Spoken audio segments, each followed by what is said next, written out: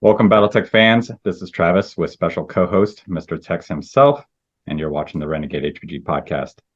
My guest today is Sven Vanderplank. Sven joined the community of BattleTech content creators about a year ago and has since developed an extensive library of BattleTech lore. In this conversation, we're going to explore what that experience has been like for Sven, with Tex here using his own expertise as podcast host and lore master to help me out and pulling as much insight from our guests as possible. Sven, thanks for taking the time to talk with us today. I'm more than happy to. It's great to be here. Definitely. So looking at your channel, it looks like you've been engaged on YouTube for several years with a lot of gameplay, but it was about a year ago that you really kind of dove into BattleTech. I'm curious what the catalyst was that inspired you to kind of take this deep dive into the universe that we all know and love. Yeah, so about a year and a half ago, Warhammer was going through a bit of a turbulent time, which is not a franchise I'm particularly invested in, but there was a lot of people kind of coming across from that side of the kind of tabletop hobby. And I, just as a one-off really, thought it would be a good idea to create like a 10-minute kind of intro to the BattleTech universe. And the reception to that was just really positive, and I decided to just keep rolling with it. And that's led to me covering a large part of the early history of the franchise. Awesome. And is this a solo effort, or is there a little team behind you? Not including the collaborations that you've done. Well, I was just about to say, yeah, we've just wrapped up the Star League Civil War series, which have been collaborating with some other people in the community, that channels that I've been enjoying and watching for many years, long before I started myself. But for the most part, it's just been myself working away on it. I've had a few kind of conversations behind the scenes, kind of getting feedback from people, but otherwise it's me doing all the editing and scripting and all that sorts. And what kind of experience do you have personally, professionally, that's kind of lent to this endeavor? Are you in video editing? Is just a pure hobby, side passion for you? Yeah, it was very much just kind of a hobby, kind of a creative outlet. My work didn't really give me that kind of opportunity. So I had, like you were saying earlier, I started the channel basically just to play some games, just an excuse to do that. But yeah, kind of has evolved in ways I didn't anticipate at the time. I haven't got any kind of background in video editing or anything like that, so I've very much been just learning as I go along. I look back and I'm not really impressed with some of my earlier videos, but like I say, always trying to iterate on it and improve as I go along. I empathize with that. I mean, I just finished editing a video with Brent last night, and I'm still not very impressed with what I do. But I always tell myself it's the content, not the appearance or aesthetic. But in Texas, you were going for a while, weren't you? Before you brought Mike on. Well, the first 9 years were a solo experience, more or less, and it's kind of strange. I met Mike through a mutual friend, and we started doing some shitposty stuff because, like most YouTubers, you just start playing games and having fun with your friends and stuff like that. But after a while, you realize if you stay the same, well, let me back up. I would say you need to learn from Benjamin Franklin. When you stop changing, you are finished. When you finish changing, you are finished. When you stop evolving, when you stop trying to beat yesterday's man up to become today's man, you're done. And so I wanted to do a little bit more. And as that's gone along, I built a team. And it's as these things get more and more complex, you end up having to do more team-based stuff because it becomes something where it's insurmountable with the time you have. And over the time, it's kind of been interesting at current, and I've talked about this a little bit on my podcast, and actually had some of my coworkers on the podcast. I work in the defense industry. I know a lot about the industrialization of warfare on a very, very high level.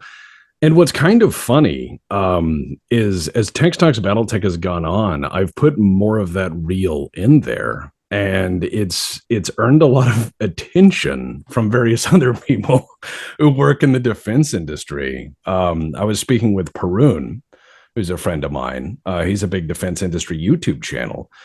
And Prune was like, wow, you put a lot of real in that. And I'm like, well, right. But it's one of those things where when you look at lore as it is, there's a lot of stuff that's hand wavium, they're like, well, of course, all units have perfectly fine C3I systems. And you're like, yeah, that's never true. The only thing that's true in war is chaos. Everyone has a plan until they get punched in the face. Mike Tyson said that. Mike Tyson, yeah. Yeah. So it's one of those things where I found that what I do evolves and where I bring it from evolves.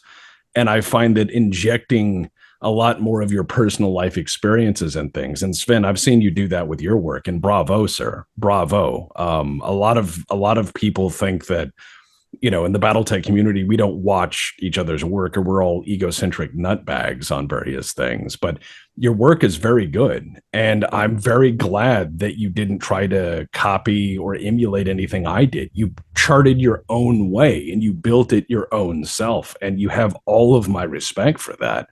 And you obviously used a lot of things that come from your heart and your soul and your hard-won experience.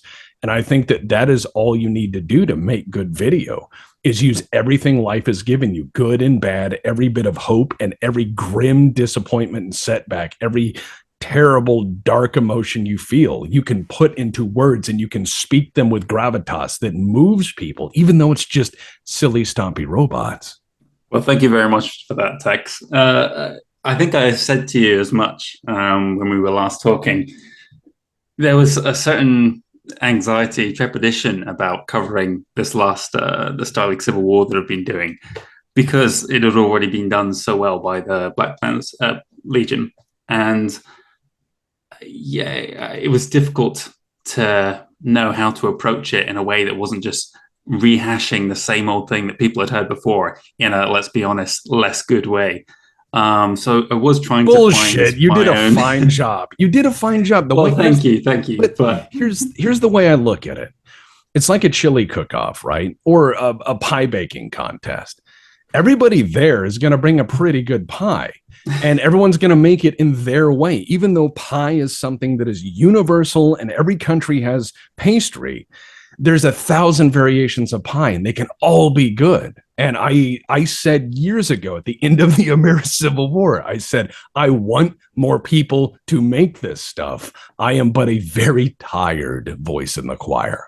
Mm-hmm. And I want more people to get out there and make stuff. I don't care if they make or cover the same things the way I do. I want to see 1,000 lenses on things. No, I'm with you on that one. Yeah. I think it would be fantastic if we could just inspire more and more people to kind of take it up the hobby, and so to speak. Absolutely. I think that creation, making shit, is the best thing you can do with any of those pent up, awful, terrible, feel bad emotions you have, every setback in your life. If you go and look at any jazz musician or any blues musician, you never saw they had a good childhood and everyone treated them well. You find misery, murder, setbacks, tragedy, and all of that comes out on stage and it moves people. The same thing with film. Good point. What inspired you, Sven, to go specifically toward the type of lore, the type of videos that you did? What was it that kind of was that hook for you, to focus on that side of BattleTech, to kind of really zoom out and get this, this, I want to say galaxy, but inner sphere wide focus to draw from, rather than, a lot of other people, will do a faction or a mech or, whatever it might be. What was that driver for you that really kind of, really kind of whet your palate in terms of diving into that aspect of lore? Yeah, I'm really not sure when I made the decision to kind of start from the beginning and kind of go through it. Because at some point after the first few episodes, I kind of realized what I'd committed myself to. And I was like, oh my God, this is too big a task to go through it all. But yeah, I don't know exactly what it was. There's a channel on YouTube, not BattleTech, but I'm particularly fond of and been watching for many years now, called Historia Civilis, and goes through a lot of ancient Roman history, has been more recently covering the kind of 18th century European politics, or 19th century. And yeah, it has that same kind of grand scale overview of very kind of key events in history. And that's definitely kind of inspired my style, being probably the biggest influence in terms of what form my videos have taken. But yeah, like I said, truthfully, I don't remember exactly what it was that made me decide to, hey, let's go right back to the beginning and start the story there. Well, I've certainly enjoyed it. I've found, I mean, I've made it through a fraction of your work, but I've found that one of my physical goals for myself is just log as many miles on the trail as I can this year, and it's perfect to kind of put on and just kind of listen as I go, walking through the woods. And so yeah, so the format's great. I enjoy it, and I'm curious. You've obviously had to read through a vast amount of material in order to get the content for these episodes. What stands out as kind of your favorite writers, of BattleTech lore? Like who do you think does it best, in terms of kind of, Off the lore, I really should look into this, but I don't know. I couldn't name specific people who have written the source books I'm most fond of. I mean, I can talk at length about the novels I've read, but and I've definitely got my favorite authors there. But of the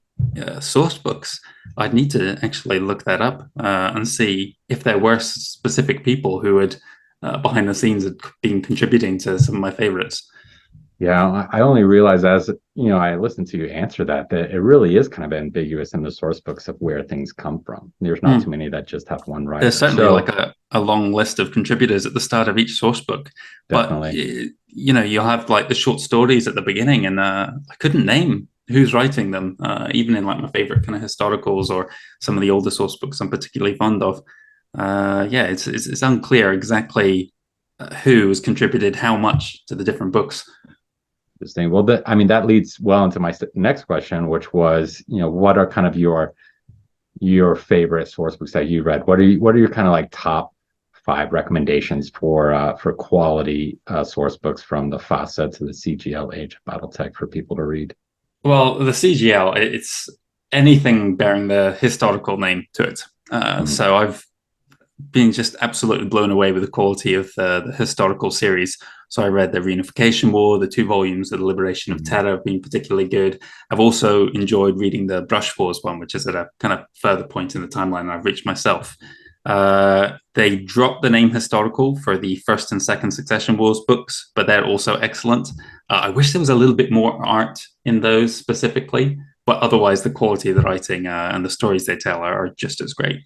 The older books I'm particularly fond of the classic ones, obviously, you have to mention the House books. They're so foundational. So much has been kind of drawn from them over the years as well. Really important. I really like the Galtor source book. It's great. And then a little bit later in the clan invasion, the Battle for Luthien was the next one, was kind of that level. Right now, I'm actually reading the Tukia, the original. I think it was 95 it came out. Okay. Which is a couple years after the actual battle that appeared in the novels at that point. But they kind of went back and kind of hashed out some of the details.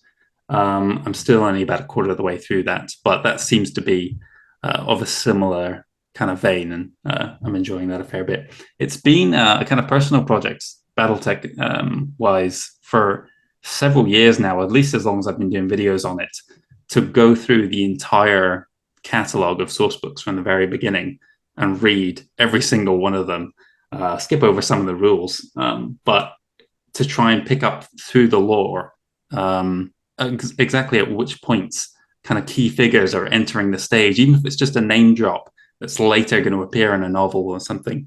And it's been quite interesting to see how it's evolved in that regard. Has kind of new mechs appear on the scene, but also major characters that started out just maybe a sentence or two in a source book that are going to play major parts further down the line. Definitely. Tex, any that you want to add in? Any favorites on your side? I would have to say, and much deference to your guys' opinion on this, but I'm a voracious reader of everything. But the problem is I have sometimes this issue, and you guys can tell me if you have the same or not, but my memory works like a patchwork quilt of experiences. Mm-hmm. So I'll be like, wait, that guy did this. Wait, that was the guy who did this. And I'll be like, what book was that in? And I will lose my mind trying to remember who wrote what. I would say the first books I read still stick with me. The Jade Falcon trilogy, very well written. I really liked those. And I remember as a kid, you go, wow, this this Mech Warrior game is really cool. Wait, there's books? And you start reading those books and you're like, holy shit, this is deep. And, as a kid, especially, because, as a kid, everything's deep the first time you read it. You're like, and then you go read stuff as an adult and you're like, eh. But I had that experience. Yeah. Well, that's fine. It's fine. I mean, it's rare you go back to anything and it has the same magic. It's really impressive though when it still has it. That's why, after being a BattleTech fan for a long time, I find that I can still go back and read the fluff and certainly appreciate the finer touches of things, because as I go on in my life and I have more experiences, especially in my day job, I look back and I go, someone did their homework on this. Someone really gave some thought into systems that were being built back then. And this is a critique of them. Some of these things I can point out and I go, oh, cool. That's the MBT 70. That's the MBT 70 failure program. Oh, wow. That's making fun of Shalala. Oh, wow. That's making fun of, various naval building programs. And I go, hot damn, this is really, really, really future proof. Like I've read some of that. The other thing that really still grasps me, like really grabs me in BattleTech, is it's one of those settings that is rule of cool that I don't mind. It's rare that I can sit there and smile at rule of cool and go, yeah, it's cool. Please don't ask any questions. But BattleTech is that rule of cool where it's perennially like 1983 in space. And everyone's got like massive sideburns and smokes and doors, and they look like REO Speedwagon covers. Everyone just looks absolutely bonkers for no reason. You're like, is that an Afro samurai? And you're like, yes, he's killed 10,000 people on this planet. And you're like, man, that guy's baller. I want to read about that guy. That guy seems cool. And everyone is cool in BattleTech for various reasons. It's not so campy, except in a few places, but that's fine. Everything has their camp. Even Star Trek was chock full of it, and I love Star Trek. But I find the best part of the fiction is that you can very easily find a place to build and set a character, and it feels real. No matter where you are, you can go and say, my guy is this from this place, and role play that. And it fits just fine. It's a setting where a lot is possible. And it has a lot of human elements, which is, I would say, more than anything drags me in. I had a friend of mine who reached out and said that when he watched the American Civil War, he started alone and he finished it with his dad. And his dad never liked sci-fi. His dad is a guy who reads Tom Clancy novels all the time, which I think is sci-fi, but to each their own, right? They're airport books. But he sits there and reads Tom Clancy novels and was never into this. But he overheard the American Civil War, and he comes in and sits down, and his dad sits down and he goes, God, what a drama. What battle is this? What war is this? Awesome. And my friend goes, it's fictional. This is a fictional tabletop setting. Now he and his dad play BattleTech. So when you see that, that means that I'm not trying to say that because I think I'm great. I don't. I am from dirt and I intend to return to it. But what I think it means is that if something is that special that allows somebody who is such an outsider and such a person who would never give that a second thought, and it grabs them and it makes them go, I want to be part of this universe too. That's very special. It's interesting that resonates with another story I'd shared with Lauren that was relayed through Devin Ramsey, where he had shared his mom never got BattleTech and didn't understand why he was, spending so much time with it. And he shared Lauren's book In Game with his mom and she read it. And after that, she she understood, she appreciated it more. And so I think that comes from doing what you're passionate about and doing it well. And, Well, sure. And that relays, and it'll capture anybody if you're just kind of, going through the motions to make a video or do something, and it's not the video you want. Like, definitely kind of a tangent issue, but I had done, when the Kickstarter stuff first arrived, I had done like a box opening video, and because I was really curious about how the sizes matched with the old miniatures, and so I was like, I'll put on video so people kind of see how the new Marauder stacks with the old Marauder or the Direwolf, and it was like, my channel was young at the time and just blew up, and so I did another one, and then by the time a third one, I was like, I fucking can't stand box opening videos. I just did it because I was curious about this one thing and I wanted to share it. And so, I think, and then went back to, the things I was passionate about. And I think that a lot of people kind of get seduced by, content creators get seduced by that view count or that interaction. Oh God, they kind of deviate from what they are passionate about instead of being patient and staying the course. And I think that, I've even seen it with you, Sven, because there was a lot of videos that you were putting out before it really, hit, before the people really started taking notice, and obviously I it's just coming from a third person, but I'm guessing from you as a first person that you can track kind of where that inflection point happened, with your following, with the interest. And so, and I think there's no way to create that. You just keep trucking, and eventually if they find you, Well, so. It is. Go ahead. Sorry. It is what it is. I was going to say, but that's what I was going to say. It is what it is. It's like, yeah. You mentioned earlier, Travis, that when I started, I was just playing a bunch of games, and that was really because, without going into the whole story, at one point in my life, I used to play a lot of video games, and then decided to go down the career path of learning how to make them myself. And it just sucked all the enjoyment out of it. And I think from about 2012 onwards, didn't pick up a single game and just had no interest in it. And when I started the channel, it was really an excuse for me to just play some again for the first time in best part of a decade. And it didn't matter that no one was watching at the time. It was basically, that's all it was, just try and get back into a hobby that I'd fallen out of love with. But yeah, I mean, it's changed now, and so you do think about a little bit. You do see what's happening behind the scenes in terms of what gets traction. But I've found something that I really enjoy making these videos, and it's nice now as well that they have that other people are seeing them and seeing such a positive reaction to them as well, or reception. I think that really drives it. It's like I absolutely agree.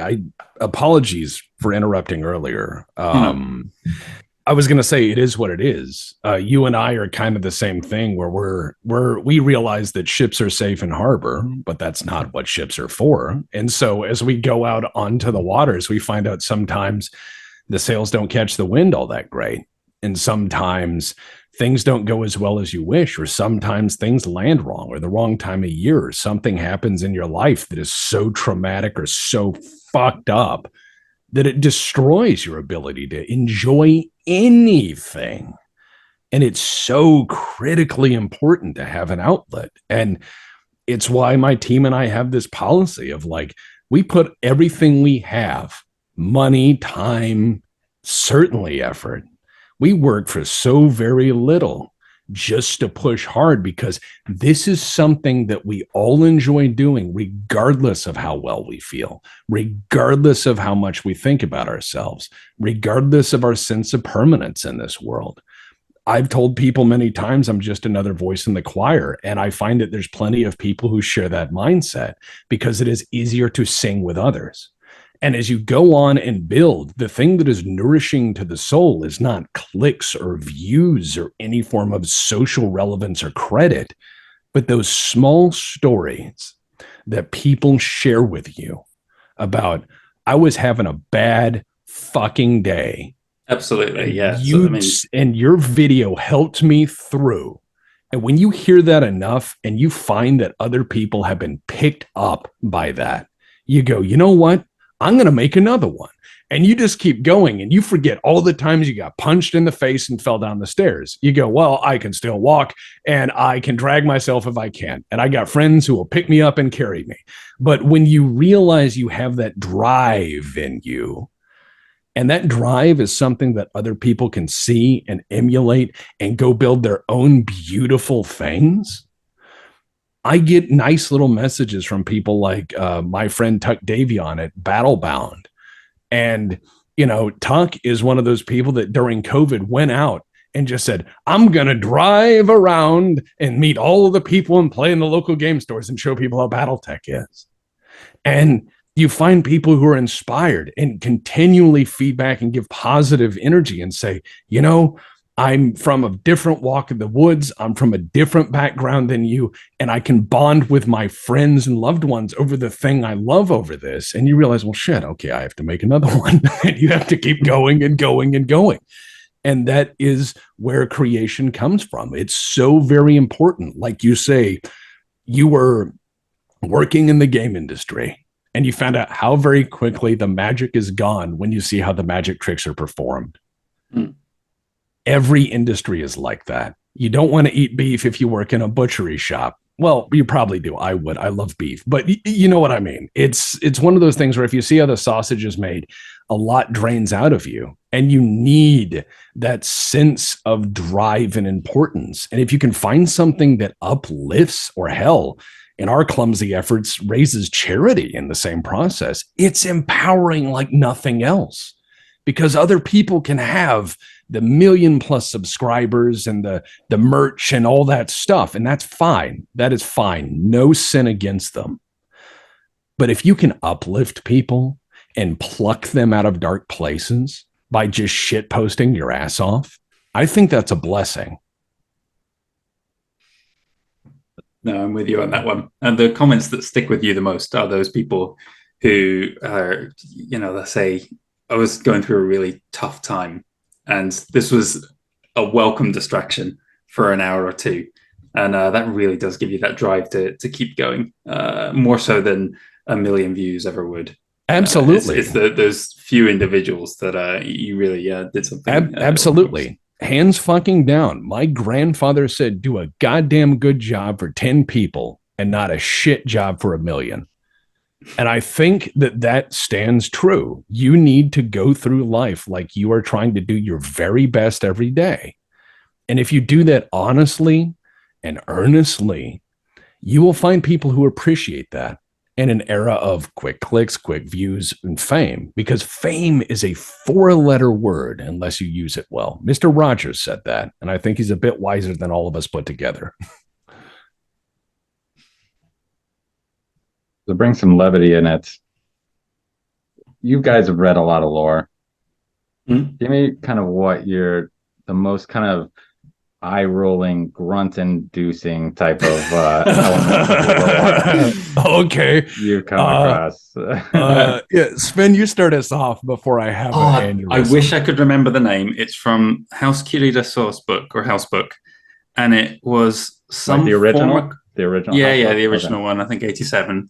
It was some former coordinator who had retired, and then in a 1-sentence summary of their life was they died aged 111 in a water skiing accident.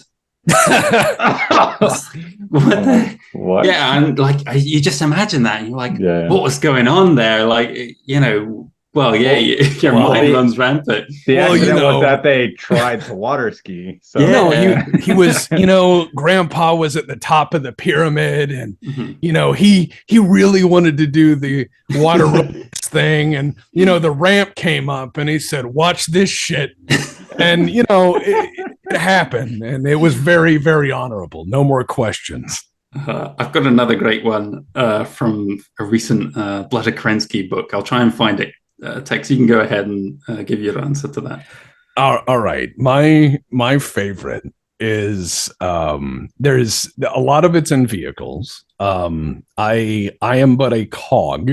I am but a guy in the defense industry, and my colleagues unfortunately or fortunately, very much appreciate Text Talks BattleTech.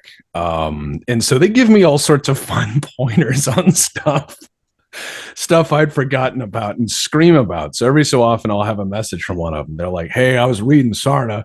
Check this shit out. And the problem is that you start to see laid bare the sins of the military industrial complex. By the way, anyone out there who's playing bingo for text appearances, military industrial complex has now been said twice in the same paragraph. So go ahead and do your double shot, but please drink some water. When you start to see some of the sins laid bare, where it's like, here's a vehicle that was intended to do all of the things. And then you just scream because you've seen that in real life. And you realize it's really hard to make something that's like 60 tons amphibious. You realize that, some of this stuff certainly reads like copy from the MIC, where they're like, this is the vehicle that can replace 50 other vehicles. And you're like, no, it can't. It will break. It will break, and the industrial chain will cripple it. And you find a lot of hopeful stuff in there. My favorite bully boy in all of the lore is the Buhalan Military Systems Rotunda, which I have shit on already with Star League Auto, where it's 4 doors for more whores. It's a 20-ton vehicle, which in the real world, that's light scout or certainly heavier end of MRAP territory. But it's a car. It has no ground clearance. It's just it's a car. It's got like 2 stories in it. It's crazy if you read the description of it.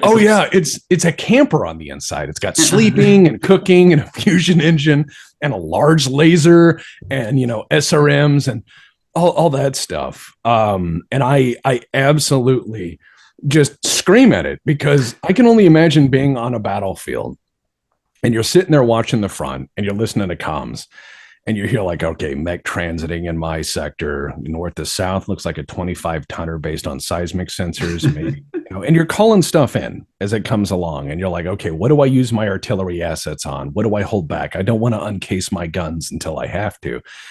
And then I just imagine it getting up channeled where they're like, we have a fucking car. And you're going, what? Looks like a 4-door saloon. It has wood paneling on the side and it's stuck in a trench. It is stuck. The guy stuck the car. And you go, yeah, I guess I'll send a guy out there with a stick to kill him. Like, it is just absolutely bonkers. But again, there are plenty of real life products that echo this, where you just scream and go, why?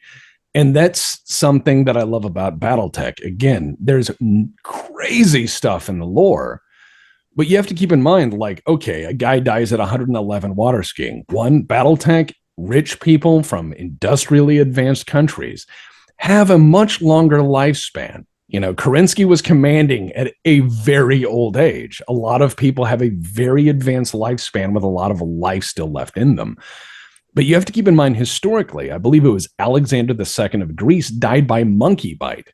People die of dumb shit all the time. And if you don't believe me, go speak with a paramedic. They will tell you that, well, how did this guy die? Well, he was trying to fry a turkey over a carpet. And you will find all of these terrible disasters happen because somebody was just kind of dumb and kind of felt like they knew what they were doing. I like those, even though they're silly and eye-rolling. You're like, surely that would never happen. And then you realize history is full of that, of things that happened all the time. We, Sven, you're up with your Blood of Kerensky. Did you find it? Yeah, it doesn't. It's not so much lore. It was just something you said, something that made you roll your eyes, and it was a specific kind of excerpt from the 3rd Blood of Kerensky book, which coincidentally does have a rotunda in it. In fact, I think it actually gets some airtime as it enters the compound. So I don't know how they pulled that one off. It might even go cartwheeling through the air. Yeah, if you've ever seen the making of any film where they do like jumps with cars, it's really fucking cool. And you go, whoa, that's metal. And then you see it land and you see like the wheels and shocks go through the hood and the whole thing bends like a banana. And you're like, oh, that wasn't cool at all. saw a video last week. It was a school bus jumping a ramp over like 30 motorcycles, and yeah, it was amazing. You can expect it cleared the jump. You can expect, whatever happened to the bus when it actually he made it all the way to the crash, is what you mean. Yes, Yeah. He did. He survived. All right. But yes, that bus, it did not land smoothly. It did not Dukes of Hazzard its way over those motorcycles. Do you know that the Dukes of Hazzard went through 20 to 25 cars a season? A season? Oh my A gosh. season. Yeah, That's it was. awesome. It's just one of those things where I'm not sure if you've ever driven an old Charger. They look and sound like hot sex, but you get in them and you're like, man, I'm doing 70 miles an hour. This engine sounds great. I'm going to apply the brakes. Why am I not stopping? Why am I not stopping? Why am I not stopping? And the brakes get hotter and hotter and hotter, and the car don't slow so much. And you realize this is a death trap. Good old drum brakes. Good times. Man, little Travis was a huge Dukes of Hazzard fan. So what do you have in mind coming forward, Sven? Like what's are you just going to keep kind of powering through the timeline? Yeah, that's the plan. Keep going. A few people have asked me to cover specific points in the timeline, but I'm not thinking of doing it anything other than linearly. So next up is First Succession War. I've already completed the first couple episodes of that. It's quite interesting. It's changed my kind of opinions on things. Going through this series, my feelings towards certain aspects of the lore have changed repeatedly. So, everyone talks about the Star League. Tex, you know this well. And characters in universe, we're all looking back at it with rose-tinted glasses. Oh God, yeah.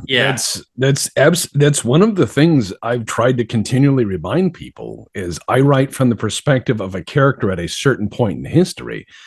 And a lot of the Star League Civil War, he discusses that this was a very hopeful but hopeless act. And a lot of these people were attritioned personally by the decisions they made. And ultimately, everyone paid a price. And it's a very human story. In my more recent work, as I go back, I have to remind people there's a flip side of the coin. The Star League of the Reunification War is not the same Star League as the America Civil War. A lot of things change, and one leads into the other. There are changes of doctrine and policy. There are very different changes in mission and projection power, and all of that lesson has to be learned in the reunification. By the way, your reunification series is fantastic. I heavily recommend it to anybody who asks. People say, Tex, when are you going to do the reunification? I'm like, go watch Sven. Go watch Sven. Go watch Sven. Go watch Sven. And I want them to know that. Like, again, we're all voices in the choir, and I want people to know that, hey, please go watch his stuff. And I think that you've covered that very well. And I think that you absolutely are right to do that linearly. Unfortunately, I fucked myself on that, and I'm going to have to go back and cover things out of order. But I'm a bit haphazard, so I think my fans are used to it. I think people in the community are much more aware these days of the Star League was pretty abhorrent in what they were doing, like completely imperialist, horrific war crimes committed by them in the name of the greater good, of course. But well, hey, it's not war crimes the first time. Aries suggestions. I'm working through the reunification episode now, and yeah, my share the same. It's brutal. It's people's desire for power and control. And I have a question later that'll kind of follow up on that. But going back to what I was saying though about people looking back at it with rose-tinted goggles, like a lot of people in universe in the 31st century, they're kind of oblivious to some of those darker aspects of it. And this ties into what I'm going through now with the First Succession War, where you start to read about what happened, what went down in those 35 years. And you think, Jesus Christ, no wonder people look back on it as this kind of utopia, because everything that followed was so much worse in every way. And now my opinion's like shifting back. Is like, you know what? The Star League, for all its crimes, wasn't so bad, because as soon as it collapsed, things really went to hell. I absolutely agree with you on that. And I think that's, again, another great human element of BattleTech is you can find your lens shifts on things as you must consider the lens in which it is viewed. Because if you were in the second or third succession war and you go, I remember back when warships were real. I remember back when, the standard of living was better. Think about the poem Ozymandias. Look upon my works, ye mighty, in despair. That is present in Star League. When you are in any intersphere world of high technology, you see the markers and remnants of this once mighty empire. And you wonder, what were these empire builders like? And so you have to ask yourself as well, what survives? Like, what survives forward? Are people only lauding the achievements? Are people not? And that's a great challenging aspect of bias and lens, because I think anyone who grew up in the universe, anyone who was an in-universe point of view would certainly have their lens colored, most certainly by where they grew up, how hard they grew up, and what their experiences were. And if you're a big house military, for instance, you're probably going to think the Star League was a bunch of overreaching assholes, and that it was only just and proper that the great houses move back up to the forefront of establishing the rightful dominance over affairs. But then if you're, say, working for a certain telecoms company, you're going to have a bigger picture of things, and you're going to go, right, but Star League kept these 4 wars from happening, and they kept the peace, even if a flawed peace, even if through manifest hypocrisy, they kept the peace. And so you ask yourself which system is better. That's a more interesting debate. And so you find that things could be worse is frequently said of most settings. And in BattleTech, it's vacillated between worse and holy shit, what is that? And it just keeps going back and forth like a very cursed metronome. Yeah, for all that's said about humanity, civilization, and decay, kind of end of the third succession war era, that compared to what came before it and what would follow not much longer afterwards, people didn't know how good they had it then, because once shit really starts to go down, it's not good. And before long, those few years of industrial decay probably look back on quite fondly, I imagine. Well, it's one of those things you also realize that there are 2 viewpoints to history, and this is kind of inevitable with generationalism, where you find viewpoint A is looking back and going, man, those were the good old days. But viewpoint B is realizing when you're in the good old days, when you were alive in the good old days, you didn't think they were all that good. You're like, man, things could be better. They could also be worse. Time keeps changing. The world keeps changing. And that's another reason I love BattleTech, is that there is a state of flux in things. Sure, there are some anchor points. Sure, the great houses and great noble powers are fairly well entrenched. That's feudalism. That happens. Feudalism in Europe lasted a good long while. Interspace feudalism with certain bottlenecks and HPG and everything cementing it. Yeah. Tradition as well cements that for generations upon generations, especially when you have a bunch of big sticks to keep people in place.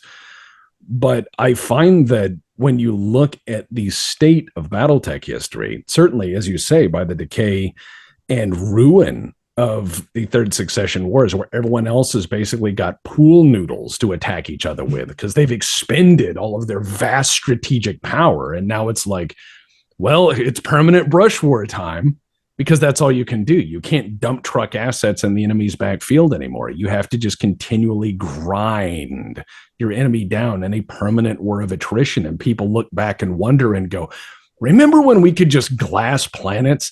That was sure great. And you're like, good God, who are these techno-barbarians?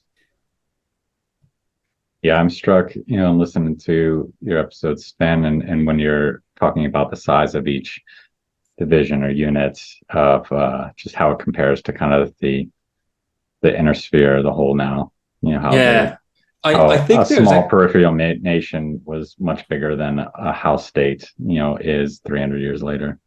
yeah. I think there is actually some misconception on exactly like how do I phrase this? I think a lot of people think the lowest point was kind of 3025 era. It was only after the kind of Hell Memory Core comes into the scene that things start picking up. But really, it's throughout the whole Third Succession War, the House militaries are slowly kind of getting back towards that point. And the real low point, where everything is just in ruins, is kind of end of the Second Succession War. And that's when there's just nothing left. I mean, they've fought themselves to exhaustion just twice now. And it is just, everything is in ruins. You've got units completely wiped out. What few people are still standing there, maybe at like 10% operational strength. And the Third Succession War, people, obviously all the industry, the complex machinery needed to make the real advanced stuff is long gone.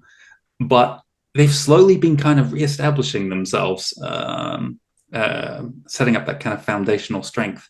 And that kind of leads into what comes later. So I think I see every now and again people bring up the point of, suddenly Fourth Succession War, and especially Clan Invasion era, suddenly they've got all these numbers running around that's, came out of nowhere.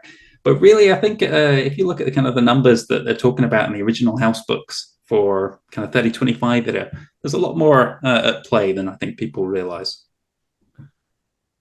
What Sven would you like to see realized in a new source book? Like, what are kind of like some prime topics or errors that you think CGL should take a look at for kind of upcoming publications? Truthfully, I don't have a good answer for that, because CGL, which I think is a very good decision on their part, is moving things forwards. And I am very much excited to read through all the era. I should make clear, I'm lagging a long way behind. My knowledge extends up to about 3053 at this point. So there's so much I need to catch up on. And I like the way that they went back and did the retrospectives, those historical books, Reunification War, because they're all kind of set post-Jihad era. They start with little excerpts of, I don't know, characters from that era, looking back 300-400 years at these events. So I don't really know if there's a good point in history for them to go back and go through in greater detail. I mean, they could always do more on the Age of War or Third Succession War, especially that kind of first 150 years, not too fleshed out. But I think they're right in continuing things. And so because that's beyond where I'm familiar with in the timeline, I don't have a good answer for what they should do next in that regard. Next, any suggestions? I'm one of those people that could read all day, every day if I had the time. And I'm just glad to kind of follow my whims. So I do have a lot of whimsy. Like when we did the Charger episode, I knew a lot of people didn't understand why I did the Charger, because it is a much maligned mech. A lot of people say it's the worst thing ever. And that's fine. A lot of those people also have an experience of that mech based purely on MechWarrior Online, where throwing hands at people is just verboten. So a lot of people don't understand that I kind of write from a very personal place. The Charger was really a love letter to a dead friend of mine, who was somebody who was very deeply unappreciated by life and by his family and his friends. And he was somebody who was put in a very, unfortunately, untenable position. And he was somebody who worked their ass off. And despite being imperfect, despite being second, if not 10th best, and despite being, never equipped for the task at hand, always rose to the challenge. He was one of those people that never gave up, and he outlasted so many things that should have destroyed him. And I wrote that from a very personal place, and I don't expect most people to ever understand or appreciate that, but those tones are in that. And where I intend to go next, I cannot say. I've never really been a linear person with history either, much like most of my topics. I tend to follow along with whatever's available. And so writing from personal places, I kind of think gives me the appreciation that whatever they write next, wherever they take it, is fine enough. So long as they are drawing from those same deep wells, so long as they are writing with that same care and consideration, regardless of what people say is popular or unpopular. I wish for them to continue building with those same bricks that can elicit those same responses and callbacks.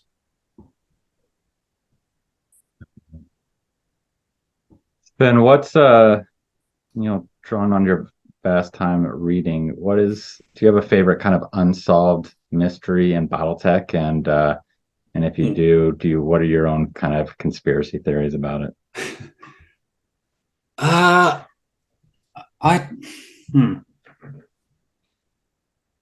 In the last episode I released, talked a little bit about kind of the surviving Cameron heirs at the end. And I've made frequent use of Sarna to glean a lot of knowledge throughout my time working on these videos. And very helpfully, they kind of link the different source books that they've drawn from and are included in the articles. So I think at some point I decided that I was going to cover, the story of the Trippets and it escaping out to the periphery, supposedly with camera and air on board. And as I've always tried to do, try to write my stuff based off the actual source books and not just somebody else's interpretation of it. And so I kind of went looking for the story, followed those kind of links, and was really kind of surprised by what I found in terms of it went against the narrative that I've heard a lot of people kind of say over the years. So, I mean, how long have I got here to go into the whole mystery? We'll go into it because that's still my favorite text video. So you're hitting Okay. So Tex, you've got a whole video on the Trippets, don't you? Trippets. Yeah, I do. And I love conspiracy theories. So don't take my silence as judgment. This is me getting out my yarn and thumbtacks and going, no, please, I'll connect these dots as well. Okay. So I'm going to contradict or go against what I think you were saying in your own video here. And I have had quite a few comments of people saying that I was in the wrong here. So, take this with a grain of salt. This is my interpretation of facts as I read them. Most of the story. Okay, so let's set the background here. So Richard Cameron, First Lord of the Star League, before Stephen Amara shoots him in the head. He has a daughter, Amanda, and she's killed shortly after Amaris takes over. Supposedly, so as the conspiracy theory goes, he had a twin, or Amanda had a twin named Ian. And Ian was kept secret and smuggled off Terra out into the periphery where Kerensky was fighting his against the periphery uprising at that point in time. And Kerensky kept them hidden, took them with him on his exodus, or they're somewhere else out there in the periphery just waiting to return and reestablish the Cameron line. Most of that story, I mean, it's pieced together from a few sentences, snippets, dotted through many older books, but then kind of gathered together in one Jihad era book. I think it's Jihad Conspiracies. And supposedly the diary of Hanne Schmidt of the Royal Black Watch, she wrote about a plan to smuggle away a Cameron off planet. And alongside these diary excerpts in the source book are the writings of whoever, that each source book is written by an in-universe character. That might be Comstar, might be Wolfnet, or whoever. And so you've got this character in the Jihad era giving her interpretation of what's written in the diary pages. Now, those Jihad era source books are written to contain contradictions and errors. And, you can point to several other things in that source book that turned out to be false. And I believe this story that comes from this source book about the surviving Cameron heir, this twin that escaped, is an error. It's based off that Jihad era character failed or mistaken interpretation of the diary pages. So what I think actually happened was Hanny Schmidt had a plan to smuggle Richard Cameron, the First Lord himself, away and replace Richard Cameron with a body double. There's so many layers to this. It took me a long time just to write it out back when I was making the video. So I'm struggling to remember the whole thing off the top of my head. But yeah, I think I've seen a lot of people over the years repeat this, that there is a surviving Cameron heir. And I think it's all the more tragic if that turns out that no, there never was this hope in the first place, that they were just wiped out. I absolutely support your thesis. Anyone who says you're wrong or that I'm right doesn't know. And the reason is that this is one of those things where all we can do is admit that we are picking a part of history that is by its basis suggestion and guesswork. And that's what's great, is it's a definite overlap to reality, where you look at, like, for example, the rumors of Anastasia as the last of the Romanovs. That persisted well past any truth showing, no, they were all shot. It doesn't matter. People love telling these stories. And I absolutely agree with your assessment of things. I think that I put a little bit of a spin on it, using just some suggestions that this is an idea that might have happened, but nobody really knows, because as soon as somebody came to try to salvage the thing, people blew it up and erased all history that could absolutely prove it. And that's why I love some of these jihad books, because it is a lot of misinformation. It's a lot of rumor. And this is the sort of stuff you see in the aftermath of a collapsed government, especially one that big. There are people who are planning misinformation, counterintelligence, little snippets of stories they heard or overheard. And it's kind of like a tall tale. There's a grain of truth, perhaps, in everything in this story, but contingency plans are not contingency reality. I agree with you. And I love to stoke it as a mystery. It's one of those things where, like the Minnesota tribe, you just go, well, what happened to them? Well, they're out there, maybe. And people will counter that and go, you can't hide an army. An army can't just disappear somewhere. And I'm like, actually, there were some Republic of China military units that, after the Chinese Civil War, fled into the Golden Triangle and set up the basis of the international heroin trade. Yes, you can hide an army. Yes, armies can go to ground and go native and use their skills in other ways. This stuff happens throughout history. So I love those overlaps, but I think your thesis is completely fair and completely reasonable. But I also love that BattleTech allows us to have these debates over what might have been or what could have been, and stuff we cannot know for certain, because there are so many missing pieces, or the sources themselves are by default sketchy. Mm-hmm. I'm trying to think what other kind of great mysteries there are in the universe. I mean, who killed Simon Cameron is obviously one of them, and tried to address that at the start of the Starleague series I did, or the Civil War series I did. Snowfire, who killed coordinator of the Draconis Combine during the Second Succession War. I'm kind of going down into the weeds here. But supposedly a Lyran agent, probably actually was Free World's plant, trying to impersonate a Lyran agent, or at least a double agent who was working for both of them. And yeah, what other mysteries are there? I'm trying to think. Well, there's plenty of small mysteries. Like, there's a lot of little cool ghost stories in BattleTech, like the Black Marauder, or and there's also the Lost Battleship of Merope, I believe. Oh, yeah. There's all sorts of little things. And I like that the setting has these, because these feel like spacer tales you'd hear at a bar, where some old burnout looking like Tom Waits is like, hey, man, let me tell you a story about this thing I saw. And you're like, sure, whatever. But there's and you've got to think that so many of those stories are just complete fabrications. It's not even based on anything. It's just, came out of someone's imagination. There was no mystery there. Yeah. Or it was a deathbed confession uttered by somebody, and then the person who overheard that didn't have enough context to really make sense of it, and added in their own very limited reasoning. And then that story gets photocopied 100 times, and it's a game of telephone. So you can't tell where this story started. You can't tell what's real and what's fake. And you can't tell at what point more was added to the story or essential parts were just carved off and left on the trimming floor. Yeah. I mean, that leads back into what I was saying about that Jihad Conspiracies book.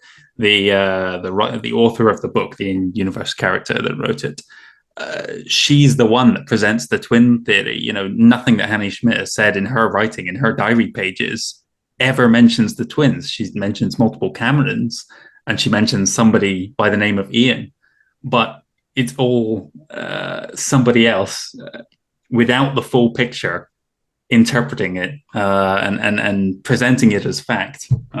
Sure, like you're saying, yeah, absolutely. Yeah. So taking that, I want to kind of, talk to you guys as if, questioning about the inner sphere. Let's kind of just dive into the lore master side and try to learn a little bit. I'm curious what your insights are into the history and status of AI in the inner sphere. And I was interested because I hadn't really thought about it much until your last video. I was listening to yours, Sven, about how AI was really kind of put to rest after the liberation of Terra. I mean, there's a certain sorry, and there was just I was struck by the parallel of like Dune, and how AI is banned in Dune and Butlerian Jihad and the Orange Catholic Bible. Yeah, fantastic definitely. Call over. Yeah. And so, I kind of wanted to draw on you guys to give us a little kind of mini episode here and education on the history and status of AI in the inner sphere. Yeah, I mean, it's definitely a taboo topic in the in universe. I mean, directly responsible for the deaths of so many. This supposedly this great shield that was going to protect us all ended up leading to some of the most horrendous loss of life during that war. So I don't really know how many more times later in the series that the great houses have kind of gone down that path of research. But yeah, I mean, Tex, maybe you can speak more on it. As AI is envisioned, at least Starleague's conception of it, at their height, at their zenith, you find this group at its absolute apex of achievement, and they build this AI system, which has very lethal capabilities, but it's still very limited. And while it's good, it's not good enough. And so everyone has that lesson in hand. Now, you have, by the end of the Second Succession War, by the Battle of Hesperus, the last of the warships known, which isn't really the true last of the warships, but the last of the warships known are eradicated from inner sphere history. There's still a few here and there, but I won't get into that. You end up with all of the vertical integration to replace the prime strategic force projection, Leviathan force, Hobbesian force is gone. There's no ability to make any more anytime soon. You have to then go back through the industrial base and slowly start climbing back up that ladder. It's like getting knocked down Tex and Civ. You sit there and go, shit, well, I can't build all these components anymore. So by the time of the clan invasion, you find that, yeah, there's a handful of warships left. In post-clan invasion, you see people start making warships again.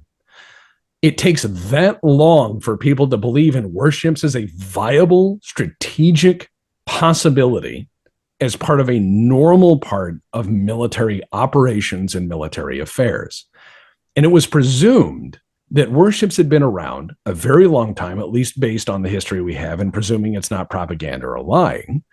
But we presume warships were around for centuries before someone started dabbling with AI and used a whole inner sphere worth of resources to make it a reality in a handful of locations. This means that the threshold to achieve this again, especially if they're starting from scratch or the ashes of textbooks, would require the same amount of investiture and resources. To protect what worlds? Well, the old Star League said, we're going to defend the core worlds of humanity. We're going to defend the hegemony, more or less. But everything else can kind of go, McFuck itself. But when it comes down to the whole of the inner sphere again uniting for any sensible purpose, what worlds would you defend? You would have to have everyone's absolute buy-in and compliance to do this again. And so it becomes this thing that is just incredibly expensive for a limited niche gain. Sure, you could defend a handful of worlds with this very lethal weapon system, but it's a lethal weapon system that requires you to build a bunch of very advanced things and then kind of make sure and hope that your opposition, your peer state, doesn't keep up with the Joneses by building something to counter it from the very beginning, because they have those same lessons. This is called Romanization.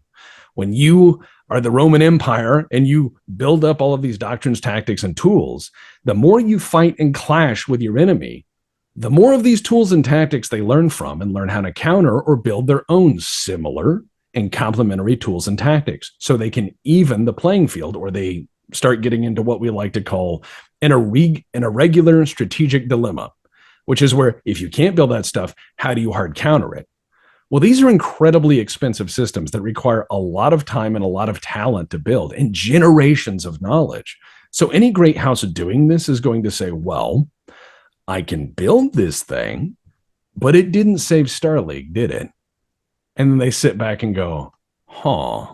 So the threat threshold of a gamble like that has to escalate far beyond what their normal customary forces can handle, which is a lot of shit. And it would take generations of effort to achieve, even with everyone playing fair, which they won't.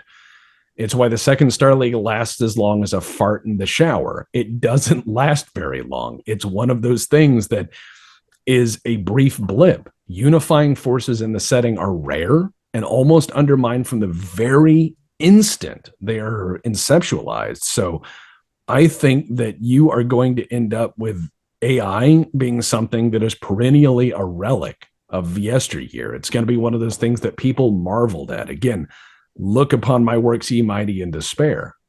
It is all the finest achievement of ruin, and it doesn't inspire people to follow that road. Yeah, everything you were saying about the AI there is a parallel to the exact reason that the warships were just not part of the story for however many centuries. It wasn't so much that they had completely, lost that knowledge. It was that they had to build all that manufacturing base from scratch after it had all been blown to oblivion. And they knew that just doing that would necessitate their rivals doing the same thing. And it was like opening Pandora's box. If you build one warship, everyone else is going to build their own warships. And so it was almost like it was better not even going down that path because there was going to be no significant gain made. If you have something that powerful and, if everyone has 0, it's all fine. But as soon as somebody has 1, they've got to have, the equivalent on their side as well. So I don't think the desire is even there to go down the path of AI. I would say, though, that there are rudimentary AI, gets brought up every now and again. I think in some of the older source books, they talk about kind of training scenarios where they've got AI and little robots or what have you. Nothing advanced, nothing that's going to imitate human life or anything. But it does exist kind of in the background, but nothing that even approaches, what was supposedly available to the Star League. Well, yeah. Right. And it's one of those things of like Star League possessed what I believe they're terming now as strong AI, capable of independent decisions and executing them in a very efficient manner. The problem is that like in AI is a very generic term. There are people all over the internet now who are like, this is AI. And I'm like, ChatGPT, the thing that can just like copy Reddit? Or are you talking about the thing that makes word salad that is sometimes amusing? Or are you talking about the thing that can make art so long as that art has enormous boobs? Like, yeah, these are tools, but they're not really smart. They're not discerning. The human is still in the decision loop steering these things. And so I think that there's always a utility of smarter tools. There's always utility in training tools that require a computer to make advanced calculations and change based on human input. And certainly I would estimate some very weak AI systems being present in neurohelmet and man-machine interfaces just to make sense of a person's capability of thought and natural sense of balance and many other, feedback loops, requiring something with a bit of processing power and the ability to make heuristic leaps in logic and decisions. And I think that goes a very, very, very long way. But when you talk about smart AI, something that could drive a strategic level decision, something that could determine the outcome of a war, I think the great houses don't trust each other. Why would they trust a fucking robot? I think this always gets me too, is just things get lost in the common use of terms. And so, when my default when I hear AI is to think AGI, and so when people are talking about AI, I'm just like, that's more of a virtual intelligence, limited virtual intelligence than AI. And I mean, I have that with other things that people use. One of my pet peeves is when people say theory, in common tongue, and they really mean hypothesis, and you have to kind of go through and tell which I one. know. What are they talking about, a theory or hypothesis? And I catch myself doing the same thing from time to time, and I kick myself every time I say theory when I mean hypothesis. But I see that with AI, and unfortunately, I feel like, certainly in our modern time, I think that it dulls people's appreciation for dangers of what an AGI is when you assign AI to all these, just like you said, these tools that aren't what the big naysayers are, and the dangers of a true artificial intelligence. But I'm curious if that had popped up in other places in the BattleTech universe, which is why I'd ask, because it seems, and I'm aware of the Butlerian Jihad and General Dune lore, but I have not dove into it myself, and so I don't know much about it. But my assumption is that was an AGI, not just AI. Oh yeah, that is definitely smart thinking machine. Thou shalt not make a machine the likeness of a human mind. It's one of those things where you find techno Luddites who more or less push things back and require alternatives to folding space and everything else to take place, which is fantastic.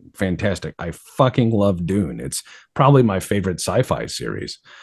But when you start looking at the idea of smart tools, you have to ask yourself, how really smart was this AI?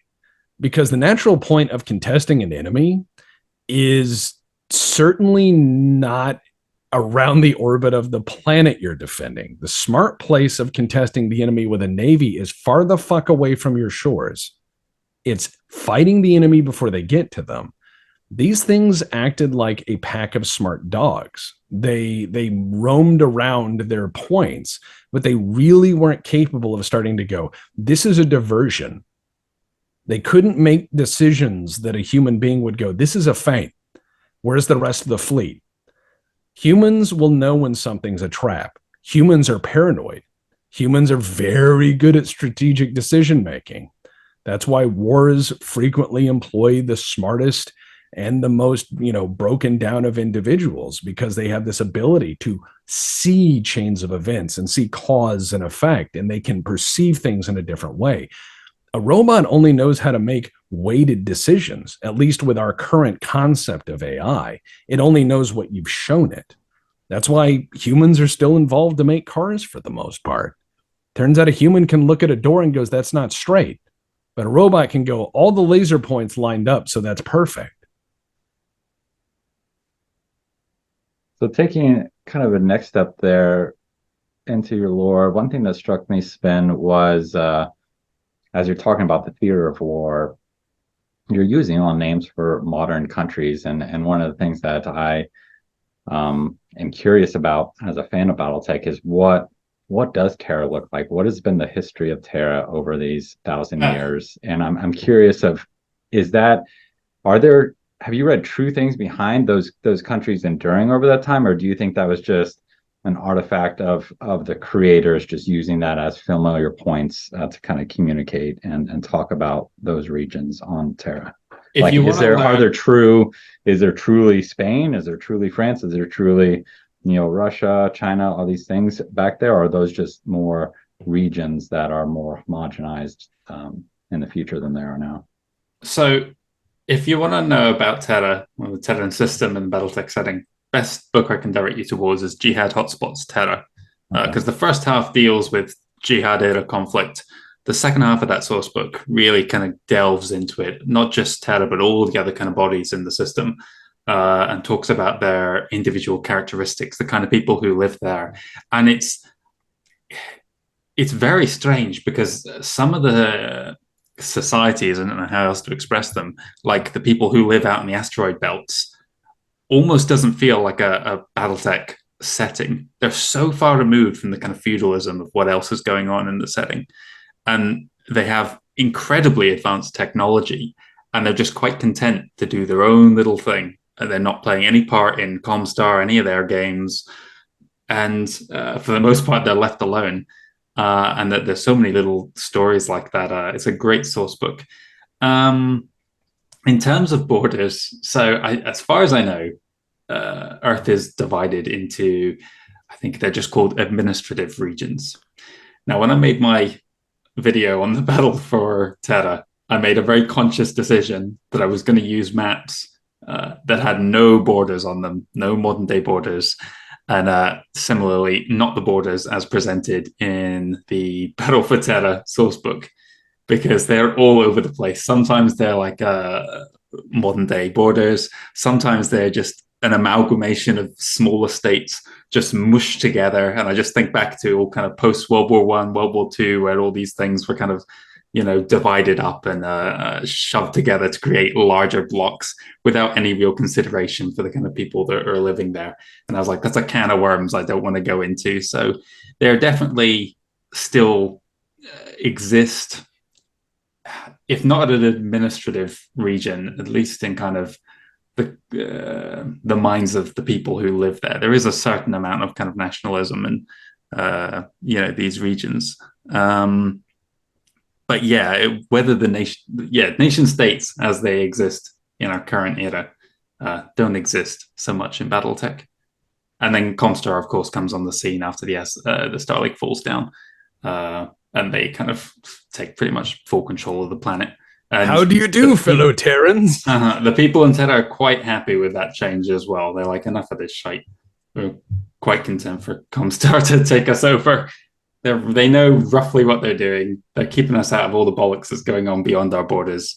Yeah, fine. We're happy with this. And I certainly, I'm like you, Sven, in terms of, I'm around kind of early to mid 30-50s in terms of the core of my lore knowledge. And so I don't know what's happening in, the Illican era, but, at least in that time frame, kind of around Tukiat and before, is Earth essentially kind of a practical utopia, kind of insulated from war, when Comstar is at its height? Is it just, do you know of internal conflicts there that are happening, or is it just everybody blissfully? There's surely got to be some, but I think you're right. I don't think they've ever really kind of delved into that topic. Okay. I would make it clear that Comstar is such a tiny percentage of the people who live on Terra in kind of Succession Wars era. And for the most part, 99% of the people have no interest in what's going on outside. They're aware of just how bad things have been these last couple centuries, and they just want nothing to do with it. And it's not like Comstar is, can rally all 6 billion people, however many there is, 12 billion people, I can't remember the number, behind them and like raise an army out of that. Most people would just roll their eyes if kind of Comstar came round and tried to draft them into a force. But yeah, I don't know exactly how much of a utopia it is. I think obviously they've been shielded from some of the worst aspects of the Succession Wars. But I can't think of any specific kind of conflicts between people. Surely there's got to be some, because you hear about I can't name the planets, but there's definitely some out there in the inner sphere where one planet is colonized by one group, one nation of people, and then the neighboring planet will be colonized by another. I mean, I'll just randomly pick India and Pakistan, for example. I can't think of those as actual planets, but let's just use them as an example. And the kind of grudges and dislike that exist in this current era is talked about between those two planets. They will, influence their relationship with each other. But in terms of what's actually going on with their home nations on Earth, I can't think of any examples of fighting going on there. And again, that just might be my ignorance of events later in the timeline, so I don't want to say that categorically. But I think, if not in a utopia, it's certainly one of the better places to be living, at least until World of Blake shows up. I think it's kind of like Rome, where for generations and generations and generations, all this richness and booty flows toward it. And then inevitably, because of that, it becomes this huge center of import. It becomes this huge center of technology and learning and science and advancements. And then that happens so much, it becomes fought over. And then everyone leaves. And then it's left alone with that. And so it's kind of like Rome after multiple sackings. Does that mean it's a radiated nuclear wasteland? No, nukes don't take that long to go away unless you use all of them known to man in one place. And so with very advanced technology and enough time to recover, Rome lives. And it's one of those things where if you look at the center of old empires, whether it be Rome, Constantinople, you find that time moves on. People are people. Flags go up, flags go down. But someone pays taxes to somebody. Somebody's in charge. And people live there. And if people live there, they will continue their culture. They may pick up new and important new culture from things that pass by. But living in a relatively peaceful bubble for long enough does promote a lot of advances, but it also holds people back. They stagnate a bit. They start to lose contact with people. And I agree with you when you say it would be very hard for Comstar in certain parts of this to ever go like, all right, y'all, we all need to go do something. Why? It's Earth. People come there. That's been their whole history. No, if it's important, it'll come to us. That is kind of a cultural history of Terra. They are not really out there to conquer anything. They're like, well, there was a Star League and we're not so big into that anymore. They've had their time. If you look at the hegemony, limited growth, mainly because the pushing against the other successor states, but they've largely had all of that burned out of them. And so it's kind of like the Shire in that sense, where it's like, don't need no adventures, just sit back and, mind your farm. And enough generations of peace will make people stop really thinking about, well, what if? Well, what if? Well, what if? And we also have to ask ourselves, what information is allowed to flow to them? I think Comstar keeps a lot of places very idyllic and quiet.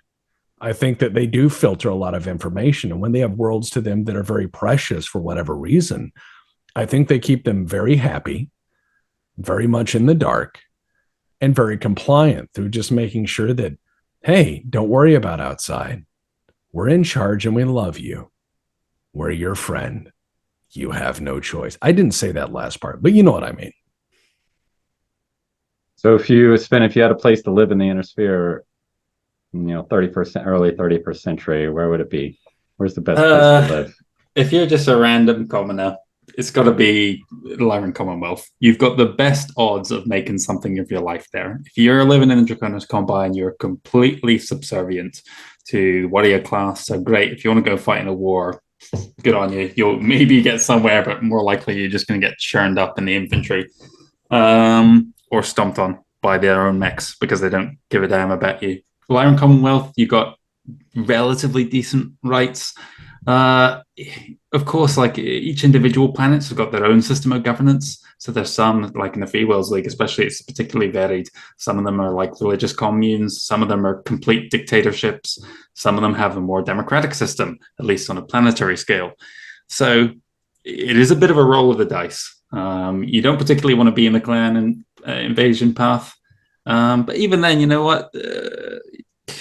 Could be there are worse places to be. Along the borders between the successor states is just about the most awful place you could live in a sphere, particularly in the era of the early succession was, because there's a good chance you're going to be reduced to ash not long into the fighting.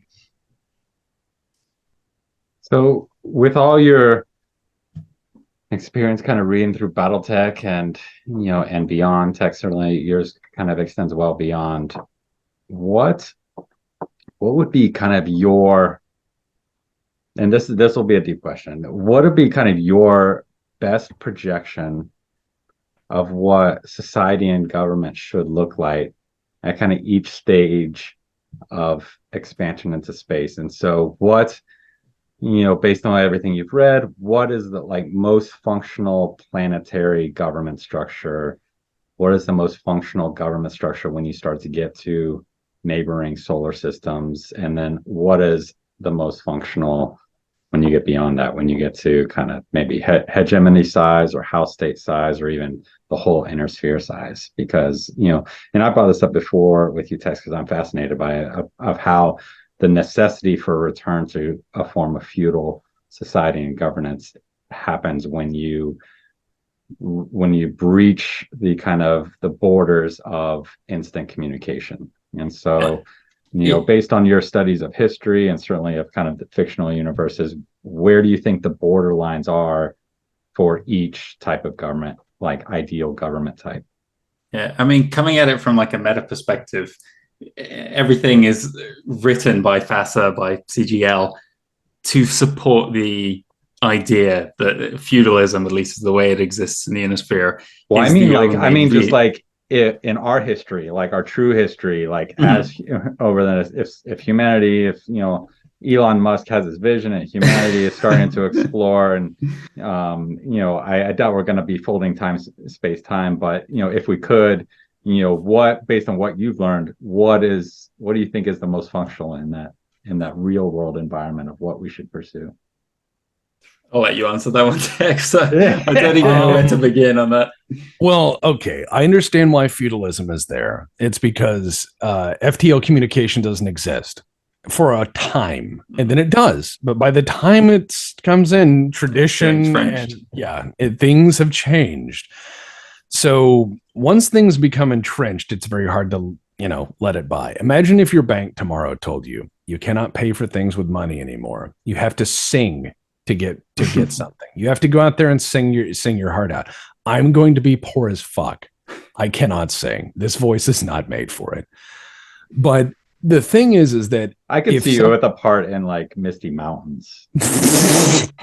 God, just sitting there like things did suck in the Misty Mountain. But look, the thing is if you get out there and you have to establish a sense of command and control, you would have to appoint in some level or another planetary governors, much like Dune. You would probably have a fief system and allow each person to develop those resources as best they could. And if they did a bad job, you would replace them kind of like a giant corporation. It would be like the East Indies Trading Company. You would say, this is your port. Your job is to make this profitable. There can be no riots. There can be no insurrection. There can be none of these things that tear down the system of rule. And so long as you give the right percentages to the boss, all is well. And you would have some sort of, hegemonic buy-in, I believe would be mandatory, because expanding your capability across planets is going to be slow going. You can't just dump a bunch of technology and nerds on a planet and be like, all right, in 10 years, you owe me 10 battleships. It doesn't work like that. You cannot vertically, industrially integrate like Supreme Commander. You cannot in 45 minutes build an ocean of battleships and nuclear bombers. You would need to work for centuries. So you would need a plan that could successively be carried out by future generations, whether those are corporate board of administrators or feudal lords or some sort of collective ruling ideology or, successive democratic regimes, whichever it may be. But there would have to be a checksum in the form of a large and cohesive ruling body between the planets, whether it be a Congress, again, corporate board or collective ruling strategy or an AI overlord or whatever. But you would have to manage so many fucking things that eventually I think it would probably come down to hand out some planetary governors, and they have 20 years to make shit right. And if at any point, like a successive 3/4 results in extreme negative impact that involves the wrath of the higher authority, change and replaced instantly. It's probably a bit more like Traveler in that sense. I could see a lot more self-determination and definitely a much freer hand in rulership at a planetary level. Because if you have a planet where a lot of people come because of purported religious significance or spiritual significance, maybe not the best place to build a bunch of arms industry, because these people will say, well, that's against my religious beliefs, or I don't think we should be doing this, or blah, blah, blah. However, that could be an amazing planet for medical advances. And you can't force every planet to be a weapons factory. You cannot force every planet to build food or food producing facilities to export off world. What if you go to a planet that's extremely arid, like Dune, but they have a lot of petrochemicals because they have a bunch of dried up ancient oceans? Well, you should probably have that planet cracking hydrocarbons 24/7 and not, exporting box lunches. It's hard to grow stuff in sand. You would have to import a lot of resources. The other thing would be the management of these resources. Some of your worlds are going to be very hard to live on, but produce rare earth alloys that are going to produce, germanium and all of this amazing shit out there. All of this amazing, positively impactful industrial resources. But you're still going to need to truck this to another planet to turn steel into ball bearings. You're going to still need to move these things around. And that is going to require a lot of effort. As well, labor force. You're going to have planets that are vastly overpopulated because they are planet-sized ecumenopolises. And they have a lot of jobs that are desk jobs, not a lot of outdoor jobs on that planet. And people get fed up with it. I don't want to live in a box. I don't want to live in the Kowloon walled city. I don't want to sit there and work 16 hours a day. So guess what? You could say, well, we have some openings on these planets. You want to go work on a water world? You want to fish and punch sharks in the tits that are 300 feet long? Or do you want to go be a farmer? Or do you want to go work in this giant weapons factory on, Hellscape 9? What do you like? Just go ahead and choose. It would require a lot of care to not only build this wide variety of industries required to sustain growth or even sustain the development of worlds, because significant industrial development on a reasonable timeline is going to require a shitload of workers and a shitload of resources. Go look to any city that's going through the pains of urban renewal right now. You can't just truck in 100,000 workers and say, fix everything. You have to figure out how to make that happen. You can't just go into a place and go, all right, everybody, diversify your industry. How? If you don't have the schools there and you don't have the means there, you can't just tell people, okay, learn to code. Well, this is a mining planet. Everyone here mines. Everyone came here for mining. All we have is mining equipment. You're going to have to really control those resources, which would require, again, a larger polity and more haphazardly. If you put all those people out there in space and you don't try to control it all under one flag, somebody's gonna. Inevitably, somebody's gonna come along and go, you know what? I'm tired of all this shit. And I'm tired of these people and those people and that and this and that. And they're gonna unify it. So you have to have a unifying philosophy, idea, cause, or drive that people can get on board with. Humanity, fuck yeah, is a really good one. I hope that is the one we carry into space and not this planet brought to you by Starbucks, because that's going to be grim. And in doing all your research, what do you find is kind of one of the most underutilized resources for the BattleTech community? As tools, as a gaming implement, as a source of knowledge. Is there anything out there that you find has really been a gold mine for you that you feel like people should be aware of? I mean, Sana is the obvious thing to point to, but I mean, everyone's aware of that. Let's see, I'm trying to go through all my resources now. What are my bookmarks? No, I mean, in terms of kind of research, yeah, I mean, I haven't really got an answer beyond Sana for that one. There are some things that Sana, I mean, it's an excellent resource, but then there are some times where, the specifics of who wrote it can heavily influence the way or the idea you get that might not be exactly accurate to how things went down. But I think it's just a fantastic place where I've just spent a lot of time there doing reading. There's not really much beyond that I can think of. I would definitely say Sarna. From some of my earliest videos, I've been praising them as a wiki. because, I believe my line was, hey, it's not like Wikipedia. They don't have like 10,000 page entry for water. Everything there is fairly fucking relevant.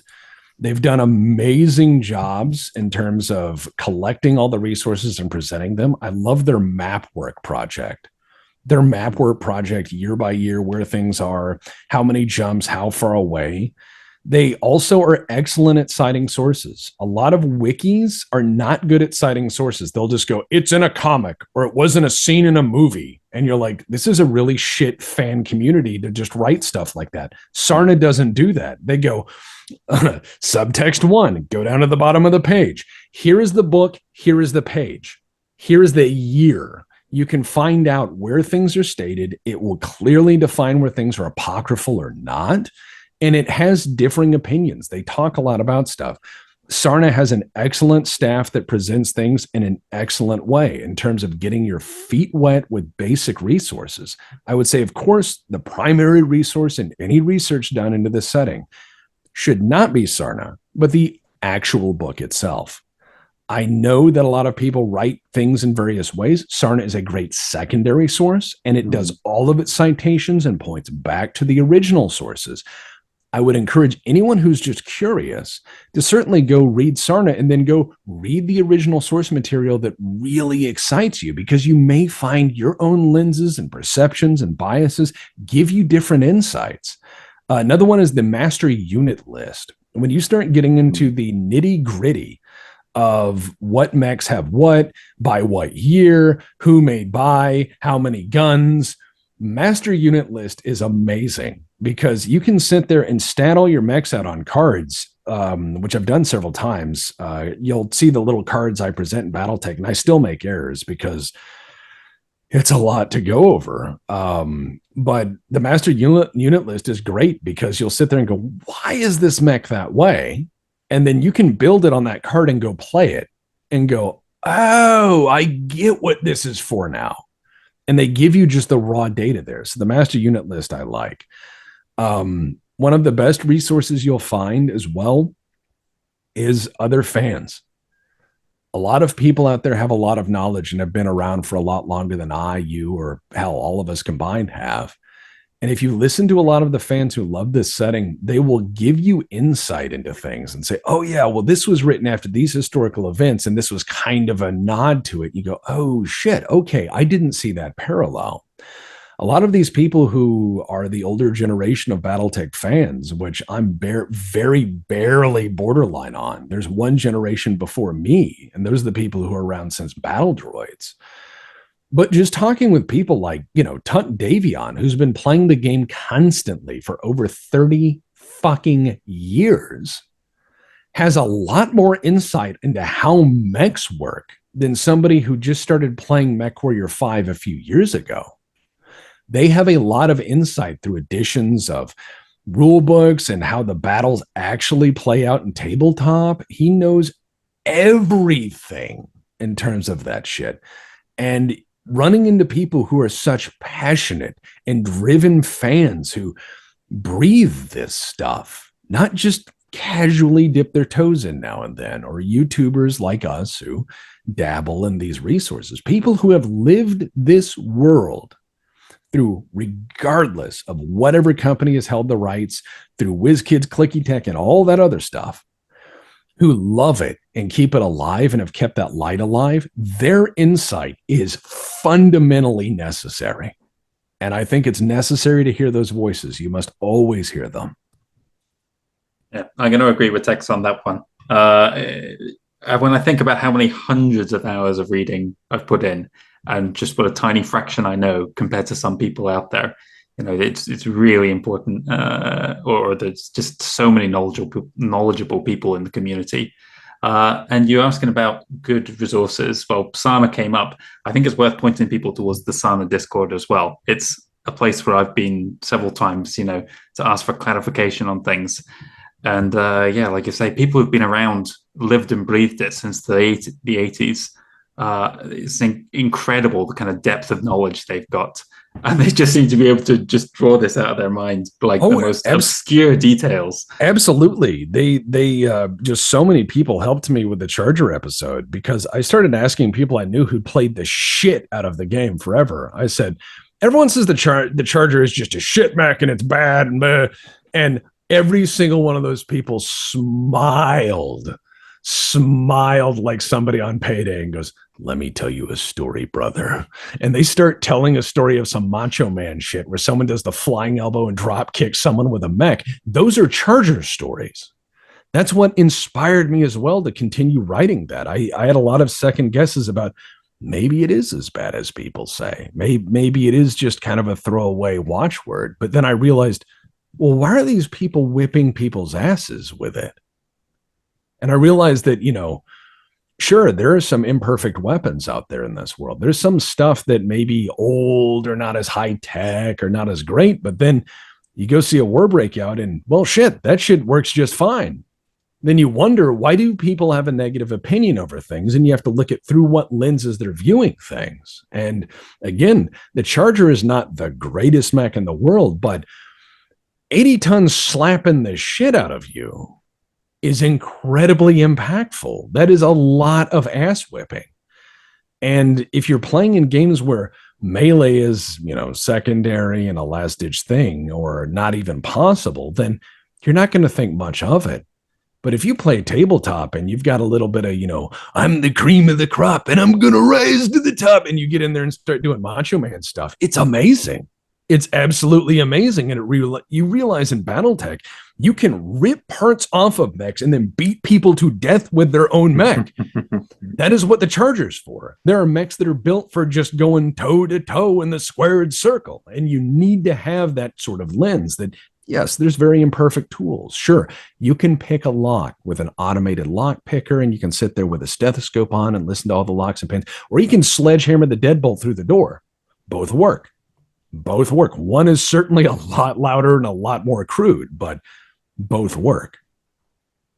What I love about the Charger is the debate's been going on since '86 when it was introduced, because you can go back and read like the old, or something I've been going through is the Battle Technology magazines, and the Charger comes up in multiple times throughout them, people debating its use and whether it is just the biggest heap of junk or whether it actually serves its purpose well. And it's funny to me that for 35 years, people are still arguing about this specific mech, about whether it is, of any good. Again, that's why I love BattleTech, because shit, we can have these debates. It's not just like this is the bad and this is the good. It's, you can bring a lot of lenses to stuff. You can say that you like or dislike something for 100 reasons in BattleTech, and it's all valid. It's all valid.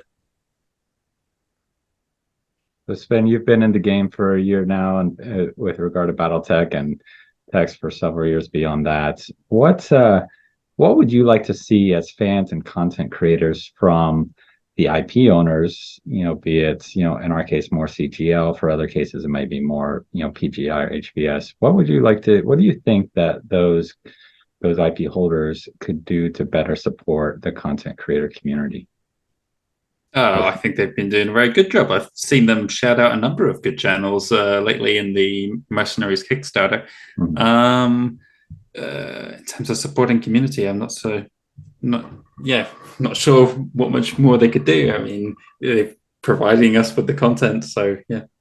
I have one thing I would say. Community outreach is diabolically hard. It is diabolically hard. It is diabolically hard. I've not yet found many corporations who are peerless at it, because it's hard to reach everybody. And that's okay. It is diabolically hard. So I'm not going to say, go this or anti that or what have you. I'm just saying, never give up. Never give up trying to reach your fans. Never give up trying to engage with meaningful dialogue with what you're doing right and what you're doing wrong. Most companies fail at the point where they say, I know what's good for people. I know what they want, instead of asking and listening, what do people want?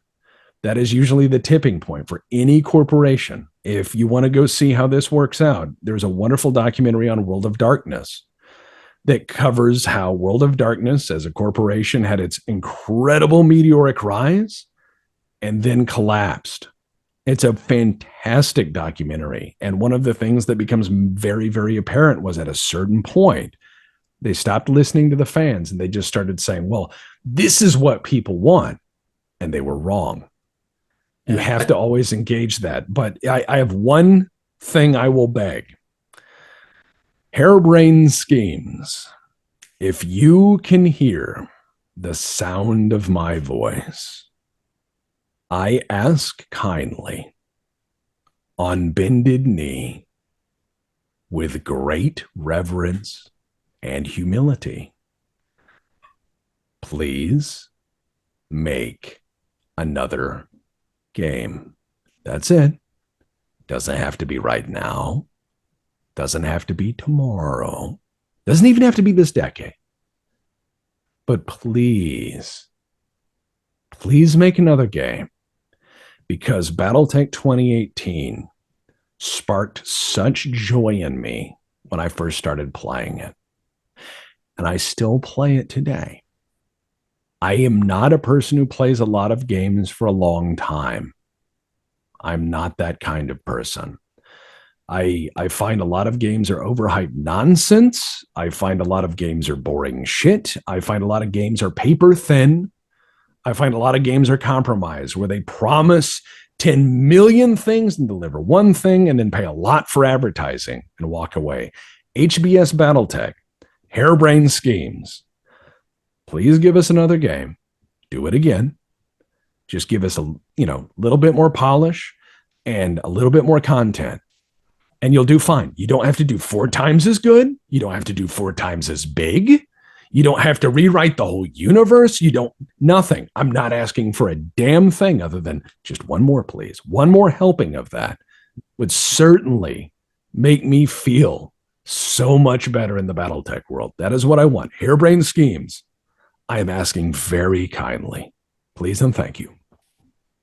Yeah, I think that's been a gateway drug for so many people coming into the community, that specific game. A friend of mine picked it up earlier this year when it was on sale. Had never played any BattleTech content before. And since then, in the last 3 months or so, they've got over 30 models now, because they just so fell in love with the universe. And now they've opened the door to collecting the miniatures as well. There's a whole other side of the hobby. So yeah, it's definitely one I'm sure a lot of people would love to see another part in it. And what are you? Oh, sorry, go on. Yeah, what are your vectors into BattleTech? Is it video games, tabletop, just the lore? Like, how do you explore this universe as a fan? So I've never ever played the tabletop side of things, and it's not that I wouldn't. It's just simply a matter of time. I know I wouldn't want to get the miniatures and then not paint them, and in order to, it's just such a time investment, and it's so limited that it's just, I've told myself I'm not going to go down that path, because I know once it starts, it will just take over. And before I know it, I've got several regiments of them all lined up on shelves. So for me, the way I got into the universe, into BattleTech, was a long, drawn-out process over decades, actually. But way back in the 90s, when I was just a wee kid that got taken to supermarket, and they had, you go and sit in the entertainment aisle and look at all the games that you were never going to own. And there it was, Mech Commander Gold, and pick that up. And that was my introduction to the universe. And I'd never heard of BattleTech at that point. At some point over the next few years, I had heard of, Mech Assault, Mech Warrior, but I really didn't realize just how much of a universe there was beyond those. And I can remember, I think it was circa 2016 or so. At some point, I went looking for more information, like some BattleTech wiki, or no, I didn't even know BattleTech existed yet, and ended up on Sarna. And I was like, what is Sarna? What is this? And this must be something else, because clearly this is not the thing that I'm after. But I think at the time, the featured article was The Raven, which was something I recognized. And back then, I think I was a fan of other science fiction like Mass Effect, Halo, and had spent a fair amount of hours going through their wikis And I can remember, like, I think Halopedia at the time had, I don't know, 3,000-4,000 articles, Mass Effect Wiki, maybe 1,200 or so. And Sarna had like 12,000. And I was like, what the hell is going on here? How have I never heard of this thing before? And I think that's what drew me to the universe, was just the sheer scope of it. And then, just to my horror, discovering how many novels there are. I think there's well over 100 at this point. And it feels like when the Humble Bundle came around a month ago, I obviously picked that up. And I of course, first thing I do is put them all in a spreadsheet, and then, into their order. So, and then I'm gradually ticking them off as I go through them. And it just made me realize how little I've barely dipped my toe in the ocean that is BattleTech. So I am into the lore and the novel side of things, and the video games as well. Though truthfully, I haven't played any of the newer ones. And not tabletop myself. Not that I would be opposed to it, like I say, but just time's not there. Well, I think I had one of those did we just become best friends moments listening to you there, because I had Halo, Mass Effect, and BattleTech are my three. Well, and Star Wars, but that's not really a game.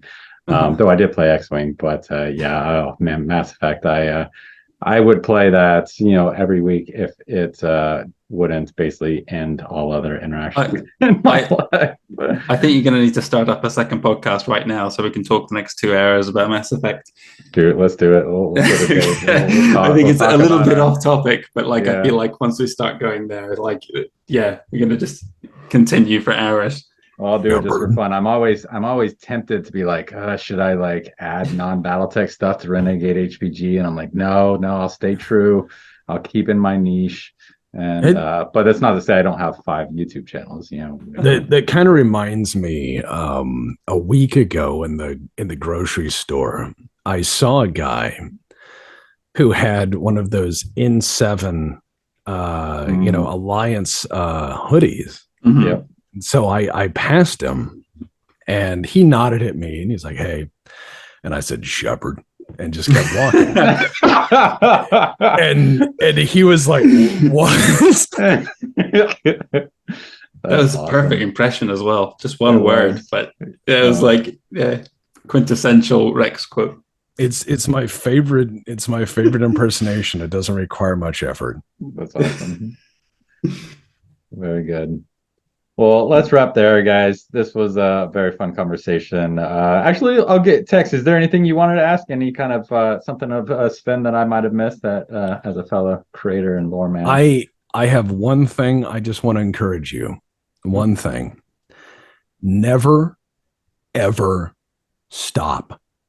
No matter what you suffer, no matter what you go through, no matter how much you hurt, never stop creating shit. You're relatively new at this.